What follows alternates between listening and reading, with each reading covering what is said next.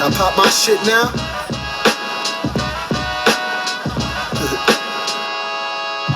We popped off local, now the boy global, infiltrated your mobile. I ain't gon' these damn making you a model or mogul. Guns in there, lean you back like the mogul. Produce from whole food, time king move when the universe chose you. Niggas know I've been hot since I was a piss pot. Or get it like a rim shot, ankle socks and flip flops. Nothing but the truth, line for line, it's all facts. Dripping in them jewels, so we shining all black. Flexing on you fools, then we grind for more rags. Looking like food, ain't designed for all that. Better get to where your nearest exit is. Pessimist rhetoric, get your head split by the veterans. You know the regimen is evident, we relevant. Of testament legends in our own element. Whoa. Just keep that love, peace, and happiness coming my way. Yeah. Keep that love, peace, and happiness going your way. Yeah. We can do this all day. We can do this all day. Just keep that love, peace, and happiness coming our way. The flawless diamond, I work better under pressure. Hard to hear and I didn't do too well when I got lectured. Learn the game, I'm here playing chess while you play checkers. We must look like some squares cause they think that they can check us. Jacket made of polyurethane and polyester. Closet filled with a bunch of different kind of textures. In the lab and I'm killing them like both Dexters. Trapped down but they treat me like the professor. They don't like me, I can tell by their cold gestures. Might have cracked a joke or two, I'm no jester. Hope you know you're gonna lose if I go against your niggas soft in reality, thinking they so gangster. Destined for the shortest, ain't occurring all by accident. Had to be an optimist, I couldn't be a pessimist. Manifested it, but sometimes can't believe it's happening.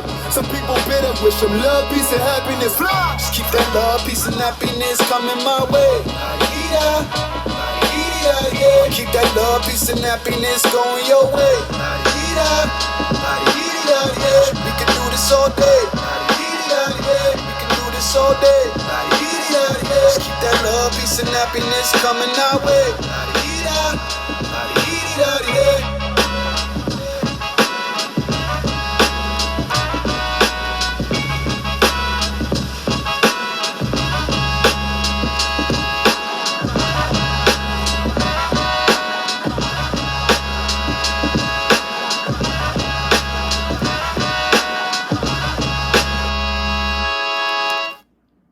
Hey, how we living? Shout out to my first nine. I see you, Keith Coleman, Danielle Goodwin, Stephen Farley Jr., peace to you, Grand Rising. Jamario Beard, peace to you, Grand Rising. Raymond Eason, Grand Rising to you. Asar, Aset, Heru, Grand Rising to you. Child Miss Coley, Grand Rising to you. And LaSonia Bellamy in the building. Peace to everybody. We're going to be talking today. About Black Romans. I'll talk about the Black Romans because I think we might have some things misconstrued. So I'm gonna get into this. Pull this up. So, thank you, LaSonia. That track is called LPH. It's called Love, Peace, and Happiness. Featuring my brother CJ Fly. Definitely stream that joint. When we perform that live, it's definitely a crowd favorite. As above and so below, available right now, all streaming platforms. Make sure y'all go out and get that. So, walk with me for a second, family. Right? You know, you ever post something about, hidden knowledge or anything about the accomplishments of Black people, and you get this response. It's a common response that you get a lot, which is, these damn Europeans, and they stole everything, right? And in our minds, we look at it as, like it's a black-white thing. You know what I'm saying? The white folks is out to get us, and they're just trying to rape and pillage and steal everything that we have. Well, history tells a whole different story. And we have to be honest with ourselves as Black people as to how this actually happened. Even if let's say the white man was trying to get at us or whatever and trying to steal all that we have, considering that we are the first beings on the planet, we were the first ones here, and everything that came afterwards, we would have to claim some sort of responsibility for, considering it's just us. You know what I'm saying? It's like you leave your son in the room with the chocolate cake and the chocolate cake is missing. And you come in the room and you say, what happened to the chocolate cake? And he's like, I don't know. He was the only one in the room, right? You come back and his friend's in the room. The chocolate cake is gone. And he's in the room and he's like, I have no idea what happened. Obviously, something happened and he knows what happened. He knows what transpired. So when we talk to, black people, black scholars, black apologists, black people who, whatever, you have to always keep in mind that we were here first, right? And I think a lot of people don't understand the chronological order of history and how these things rolled out. So I'm very, very slow to just jump on the bandwagon of, yeah, this is a black and white verse thing, a black versus white thing, because I know our hand in this. And, one of the things that's always swept under the rug, one of the conversations that's never talked about is the Black Romans. Black Romans, who are they? Who are they? What is their stake in history? How do they exist? I mean, considering we've always been told that Europeans are white people. We've always been told that Europeans are people who don't look like us and they're out to get us. Okay, that's cool. You have to explain who these people are, though, that look like us, but they live in Europe and they're in high places of authority. They're soldiers, right? Viziers to thrones, right? Scholars, like, who are these people? So let's rewind just a bit. And let's deal with Kemet first and foremost. Okay? Let's deal with Kemet. In ancient Egypt, ancient Kemet, rather, we were tasked with relaying the information to foreign lands. We had priests who would go out and teach other civilizations how to read and write. You see, because these other civilizations only had an oratory way of passing down knowledge. Kemet was the university of all Africa. Egypt and Timbuktu. These are the main universities of all Africa. So in order to learn how to write, there was only one place you could learn. There was only one place where you could get it from. You see? The reason why Moses was so significant in the Bible was only because in the story it says he was raised by Egyptians. Right? It says Moses was mighty and in good deeds. Right?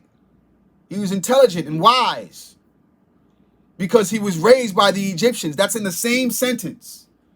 It's in the same verse. So even in the biblical text, they give credit to the wisdom and the knowledge of ancient Kemet. When Jesus disappears for however many years in the biblical text, where do you think he went?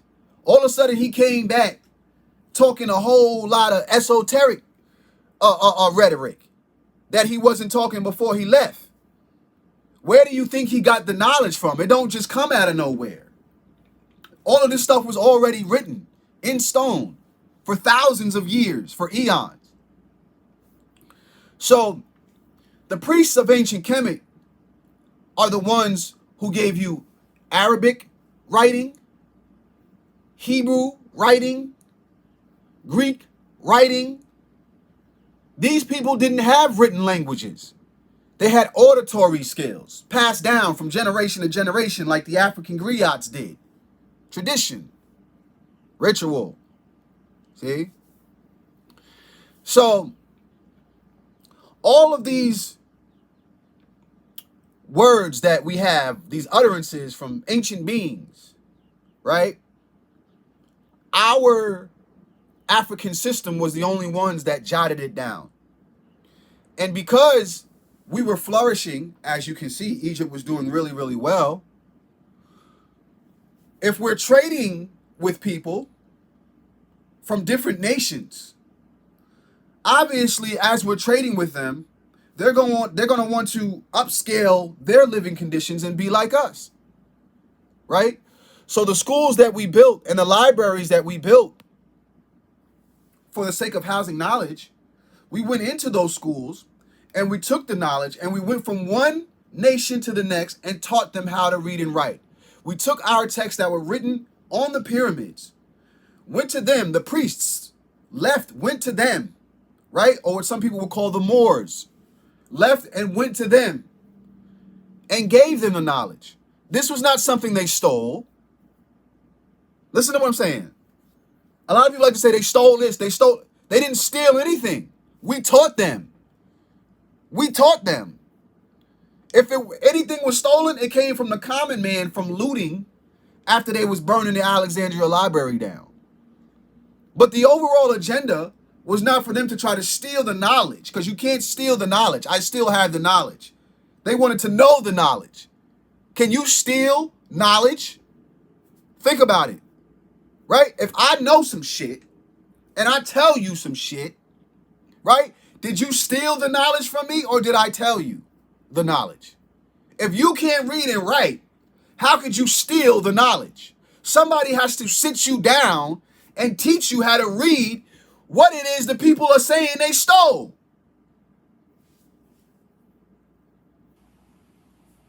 So let's deal with these black Romans here. Let's deal with these black Romans.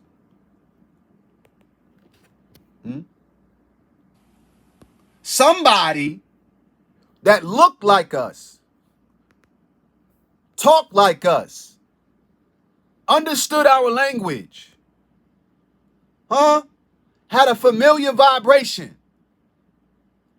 Somebody like us went over there and taught them. Not only did they go over there, but they was also procreating with them, making babies and all that. Now, for the sake of those watching, I can't put everything out there, but you can find the glyphs of black African Europeans procreating with white people over there in Europe. Don't fool yourself into believing that all of Europe was a bunch of white people coming into Egypt just to rape and pillage. No, no, no. We had already circumnavigated the globe by the time they came about. The whole earth was ours already. So any infiltration of people who didn't look like us had to come by way of people who looked like us, taking us back into the bedroom with the little boy and the chocolate cake.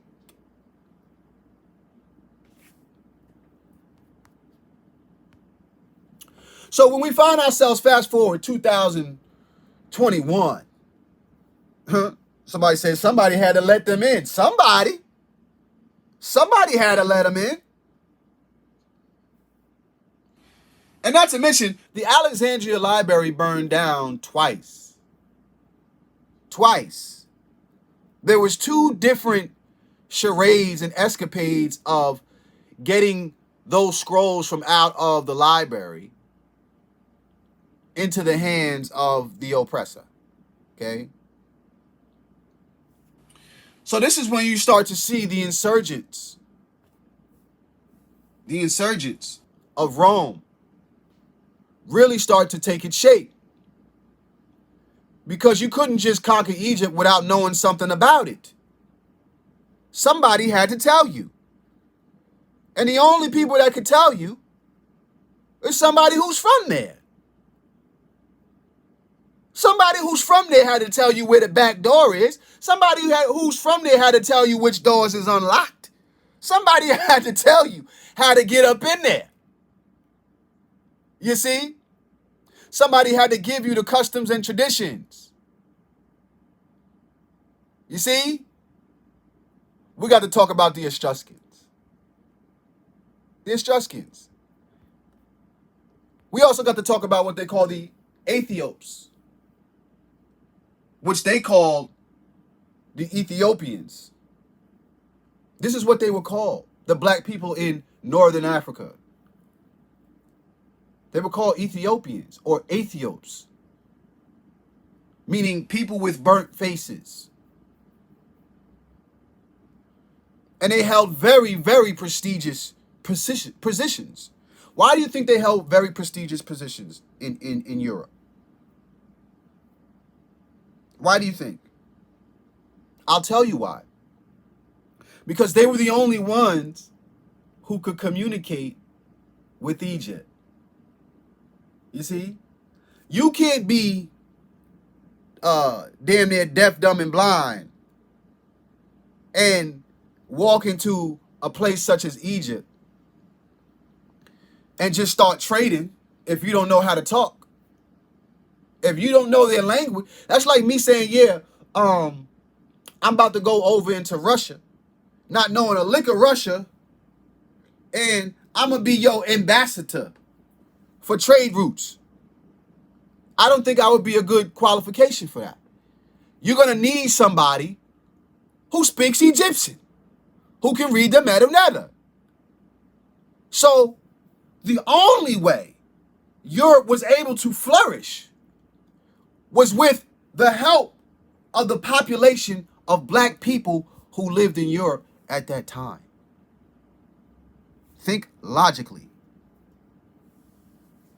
So now, here you have years of somebody who's black and a soldier and, you know, doing these services on behalf of these people. Eventually, they started procreating with the Europeans. So now you have mulatto children. As you see, some of the people in these photos, they're a little bit lighter than what we call the burnt faces. They're a little bit lighter as the years go on. You can see from the sarcophagi that it's not crafted the way the Egyptians did theirs, such as the bust of King Tut. It don't look like ours. That look more like a Xerox copy. You see, and their skin is a little bit lighter. It's not well crafted the way the ancient Kemites put it together. They don't really look like us. You see? It ain't got that real 9 ether. It got that little bit of wet and wavy look to it. You see? Look a little bit watered down a little bit. So, you know, as the years go on and the epochs begin to evolve, you start to see that there becomes a relationship between the Ethiops, the Estracans, the younger and the new generation of Northern Africans that look more European because they've been procreating now. So now you have a spirit, right, amongst Northern Africans that's torn. It's torn because you're not going to deny half of yourself. You see? So we have some people, like even in modern day times, that speak very, very much. Somebody said that soul glow. We have people that are very much against interracial relationships, right? And the reason why I don't knock them is because I understand this part of the history. I understand what they're doing when they speak against interracial relationships and the importance of preserving the bloodline. Because you cannot expect anyone to deny half themselves of who they are, no matter who they are. If they have Japanese and have goddamn Australian, you can't force them to pick one side of their ancestry over the other. This is who they are, and they will be conflicted within themselves by doing so.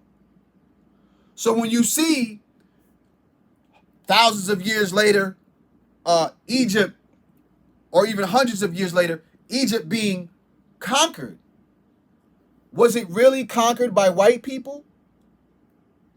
Was it really conquered by white people? Or did the love that we shared to all the different nations cause the demise of ancient Egypt? By us being too friendly with people who seemingly look like us, who are seemingly one of us, who walk like us and talk like us. What was the demise of Egypt? Was it just a bunch of white people running in there? I beg to differ. I beg to differ. Because now you have to explain how these white people who you say are inferior, some of y'all even take it to there and say they're inferior, we are dominant. So how did the less dominant gene conquer the dominant gene? Make it make sense. Without the help of black people. Love will get you killed just as much as hate can. Showing too much love to people who really don't have good intentions for you, who don't have your best interests at heart. See what I'm saying? And they don't always look like somebody who's opposite of you. You can't show love to everybody. You just can't.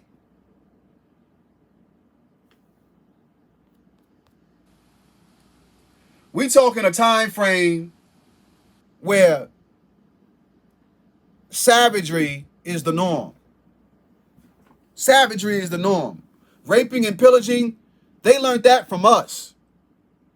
Let me make sure y'all see me when I say raping and pillaging. The white man learned that from us.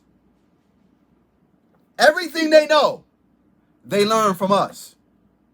Everything. Everything that you see that they call discovering is really an uncovering of what we've already done. Slavery was already in existence. I mean, you could go through your biblical text, which was written by black Africans, and you can see all the raping and pillaging that was going on. And all the different tribal wars. The whole book is about tribal wars. Children of Israel and the Hittites versus the Canaanites. Right?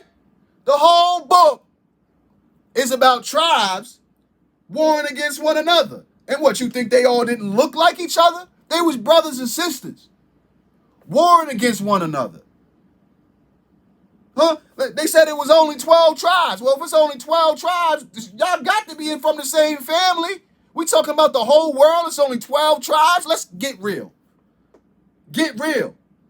It's the same people with different ideologies and different cultures, wanting to separate themselves from different parts of the family. Even if you go back with when you're dealing with Sumer and you're dealing with the gods of Sumer, all those different gods, they were brothers and sisters.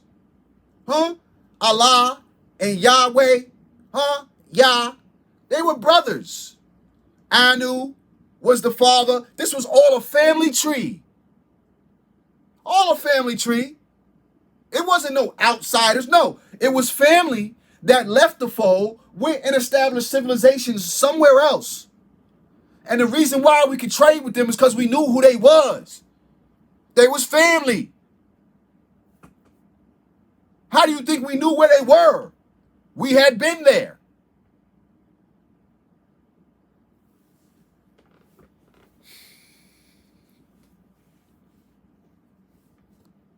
So when we look at this and we reverse engineer it, it's my contention to say the very thing that got Egypt conquered is the very thing that we even praise today. Show love to everybody. You got to show love to them.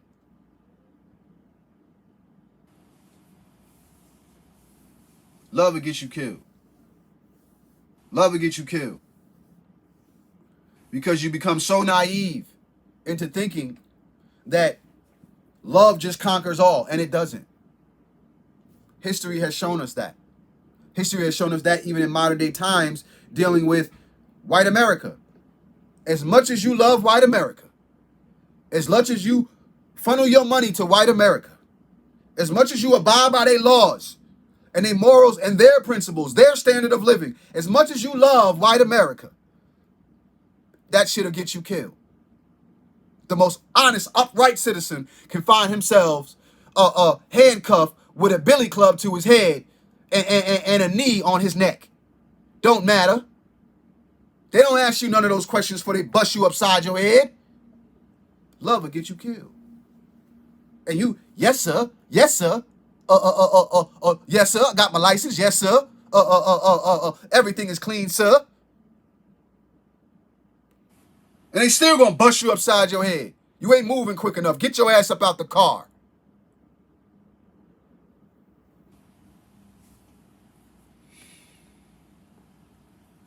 Let's read. Most significantly, we move some of this stuff so could all get this work. Most significantly, justice scholars concluded that black skin color did not connote the same thing in antiquity as it does in the modern world. There was no evidence that the ancient Greeks and Romans collectively identified as white or invested any meaning in that modern category. Ho, ho, ho. Let's play with that. Let's play with that. Whiteness. Whiteness is not a race, nor is blackness. It's not a race. Okay? So when people say European, if you in your head automatically think white, you're already in the wrong. You've already gone left. If you think when you hear the word European that means white, you've gone left. We built Europe. You think the Roman warriors was a bunch of skilled white fighters? I highly doubt it. I guarantee you on the front lines, the Roman soldiers were black. I'm willing to put my life on it. That they were behind the atrocities that were being done. Because like I told you before, I don't care who you are. If you take away somebody's food, somebody's ability to live, or whatever they're using to sustain their life, I will show you an animal. Especially amongst ourselves, amongst black people. We already know what it is. We see it every day in the hood. You put it back against the wall, they'll turn into a monster. But now,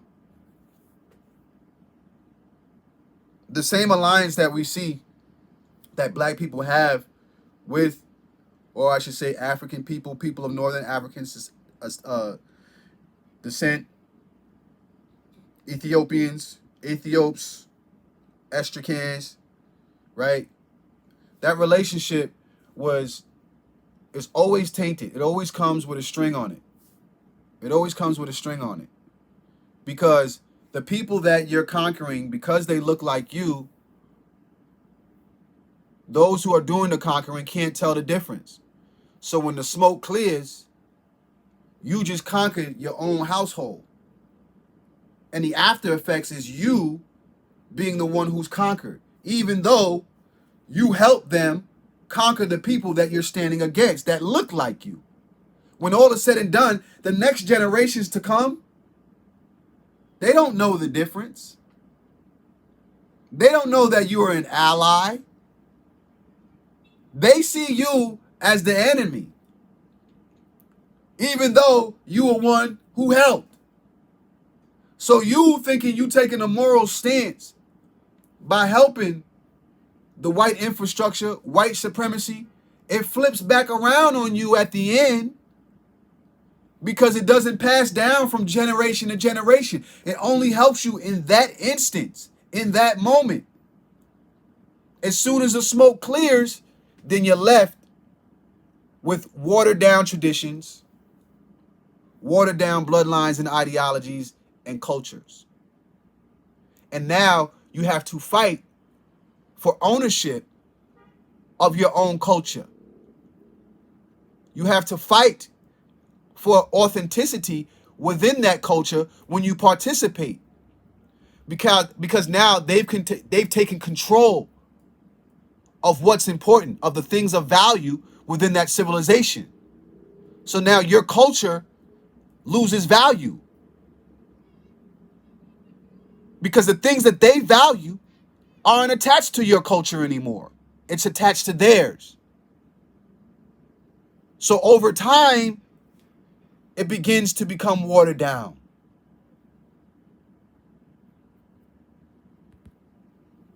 So the overall consensus when we look at it is it white people from Europe who conquered Africa, or was it the love of black people that black people had for people that look like us, or people that didn't look like us? Just the love of human beings outside the scales of Ma'at that caused us to fall. Because this happened several times throughout Kemet, several times throughout Egypt. And each time that it happened, we find people that look like us on the other side. Each time it happened. Even now, today, we find people who do not claim ownership of ancient Kemetic traditions or even ancient Egyptian traditions and culture. But we'll see they'll subscribe to Greek culture.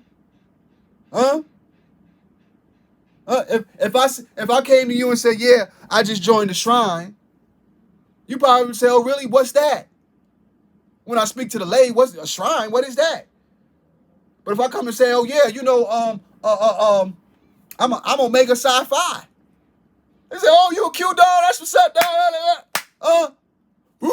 They start all that, right? Because black people have taken ownership and have subscribed to European culture and traditions more than we do our own. You understand the whole Greek alphabet. If I showed you Greek symbols from the Greek alphabet, you know, Alpha, Omega, you know what they all are, Zeta. But if I showed you hieroglyphs, do you understand what those mean? Do you know what they are? Because that's yours.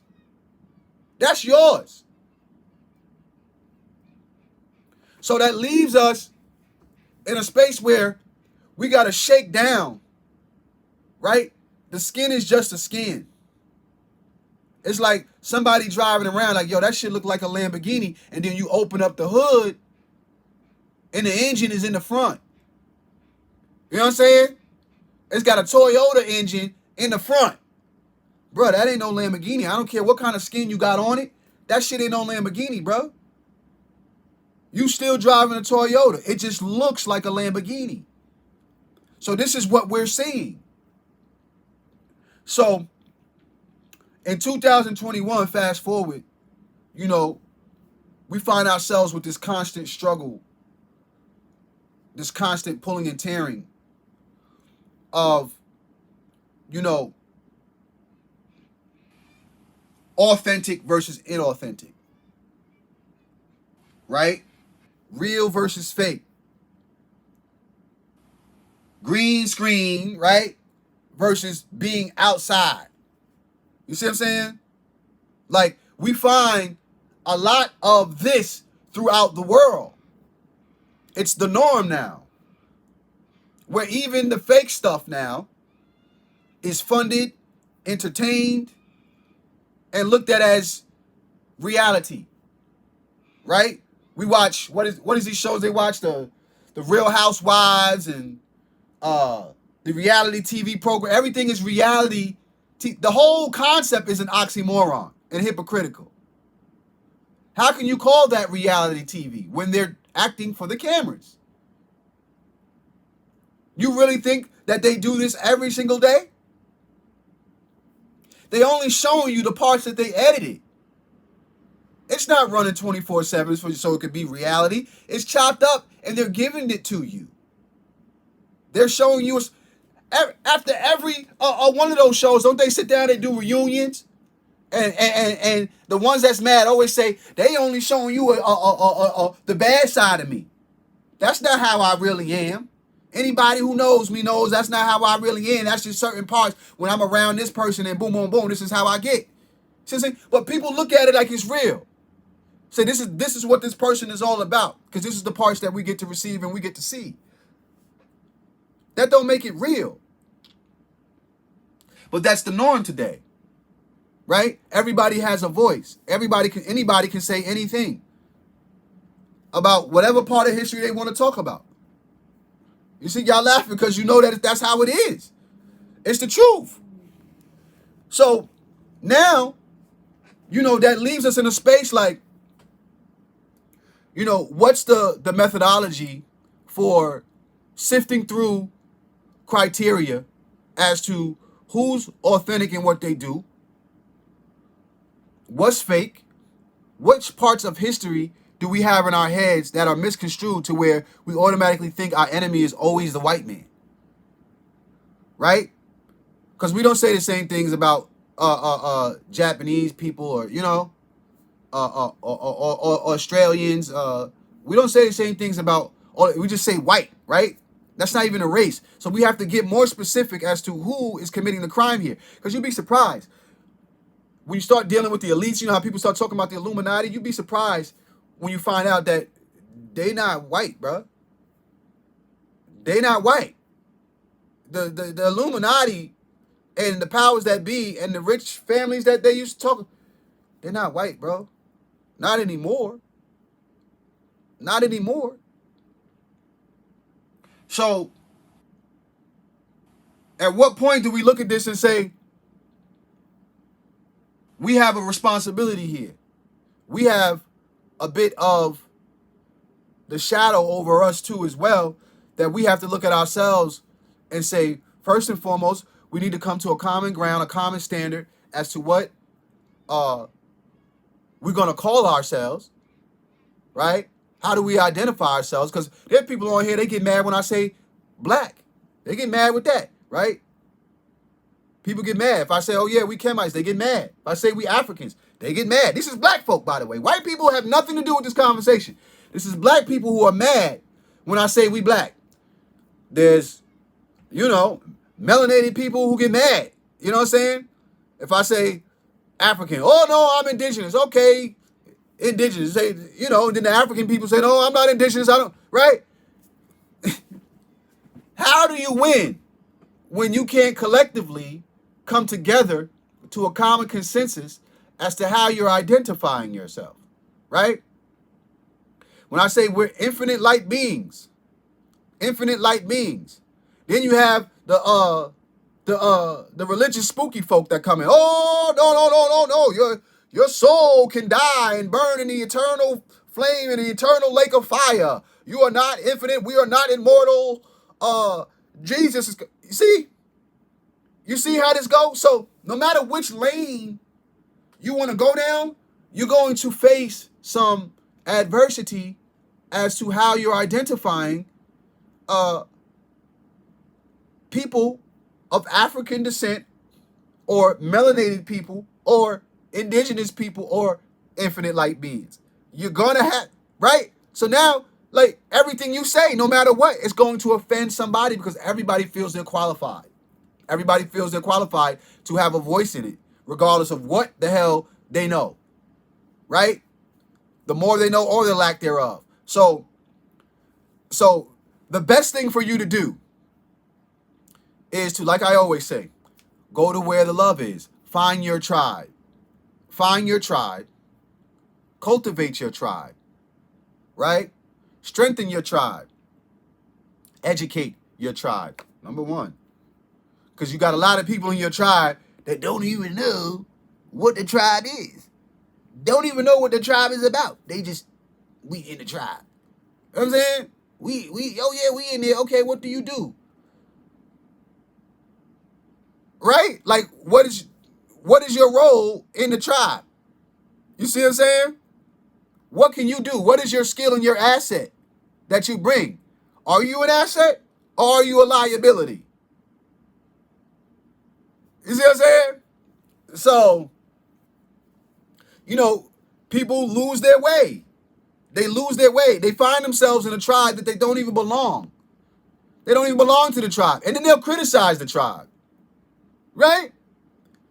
That's like you a whole goddamn Igbo, right? And you find yourself in a tribe somewhere over in Morocco, right? And you looking at the Moroccans like, what is this? This ain't how you supposed to do it. Like, what are you talking about? You don't even go here. You don't even go here. Your school is over there. You don't go here. This is what we're seeing. You're finding Christians jumping in Kemite groups. Like, you guys are gonna burn. You're finding Kemites arguing with Hebrew Israelites on their platforms. Like, this is all fake. You know, just on their platforms. Bruh, you don't go here. Even if you're right, you don't go here. What are you doing here? You're lost, right? You're lost in that element because you're never going to be able to convert somebody. Go where the love is and find the ones who do understand what it is you're saying and help them to grow, right? You'll find a lot more success if you take that route. So when we look at this Black Roman situation, it helps us to be more clear and more concise when we have these debates, when we have these arguments as to what historically transpired in Egypt. Because this culture doesn't spread the way that it spread if it wasn't intentfully done. That's a lot of people stealing, family. Think about it. That's a lot of people stealing. Because you find in Egyptian artifacts in damn near every part of the world. Damn near every part of the world you find in ancient Egyptian artifacts, even here in Americas. So is that stealing? Did they steal it? Or was it taught, embraced? Did they steal the knowledge of how to create pyramids, or did somebody come over there and teach them? Because I'm sure you don't just steal that and then start creating pyramids. Like, it just don't work that way. It's way too complex. They still haven't been able to do it today. And they're fully aware of ancient Egypt and all the things they were capable of, and they still can't do that. So obviously somebody had to sit down and teach them. See what I'm saying? He taught them. And as they got stronger, as they had gotten stronger, they wanted to be the strongest, right? They wanted to be the ones that controlled everything that was happening as far as trade routes, and storage houses. And ultimately, this is what led to the conquering and the demise. So be mindful of that. The ancient Kemetic people were not stingy people when it came to knowledge. They would qualify you, right? But they weren't stingy in any shape, form, or fashion. They actually loved sharing knowledge. They loved to do it. It's a part of the culture. They built temples all over Africa. Queen Hatshepsut established trade routes through all of Africa, all the way down the point. Like, it was crazy. They built actual waterways to connect different trade routes and to educate and to help people to come to Egypt to learn. It's a fact. So that's something to think about moving forward in the future. That's something to always keep in mind and to help people to level up their understanding of ancient Kemet when we have these conversations moving forward, you know? Because it's hard for us to collectively level up if we're not on the same playing field. People are just going to be leaving one another, right? And you can grow apart as a community, which we've already done. There's some people who's on the low face of the totem, and there's some people who are highly educated in these matters, and they can have these conversations. and they have to do it privately because you can't even allow people who don't know what the hell is going on into the conversation. You can't even allow them in the conversation. They'll totally take the shit left. See what I'm saying? We taught the whole world everything they know. Thank you for Jaime. We taught the whole world everything they know. So keep that in mind. With that being said, family, as I said, I got a couple shows coming up. We have first and foremost at the High Festival alongside the legends Rakim, Busta Rhymes, and Chuck Chillout. It's October the 9th. It's Libra season. Birthday's coming up on October the 14th. I don't even know what I'm doing for my birthday yet, or even if I'm going to be in town. But get ready. It's going down. Come on out to Long Island if you're in the area, Uniondale. We'll be in the Uniondale parking lot. This is an African festival. It's always super dope. It's something that you could bring the kids to. It's an outside festival. We did it 2 years ago. Me, myself, Tazara Path. We did Black and Proud that year. This year, we'll probably bring that back and do some more new records that we have. It's gonna be a dope awards ceremony, and we're also gonna be paying tribute to our brother from Long Island, Biz Marquis, the legend, that day as well. So come on out. If you haven't heard the album, go ahead and support the album. I got 2 albums out right now, As Above and So Below. Actually, I got 3 albums out. The discography is getting pretty thorough. So we got As Above, we got So Below, and we still got 9. If you ain't get 9, go ahead and get that. It's been 3 years, as you can see, since I put out my last record. I was able to give you 2 records this time because, of COVID. We were just sitting on joints. You know what I mean? We was working all 2020. You know what I'm saying? Getting prepared for when it's time to come back outside to give y'all this work. So I appreciate everybody that's been showing their love and support to the material. Everybody that's been showing love to the videos and streaming it. It's been a crazy ride, and it's been a lot of fun. So I love y'all. Thank y'all for being a part of this. If this video did anything for you, and if you learned something today, like, share, comment, send it to a loved one, and help to open their eyes, get them curious about ancient Kemet. That's the best thing that we can do is be the best representation of the culture.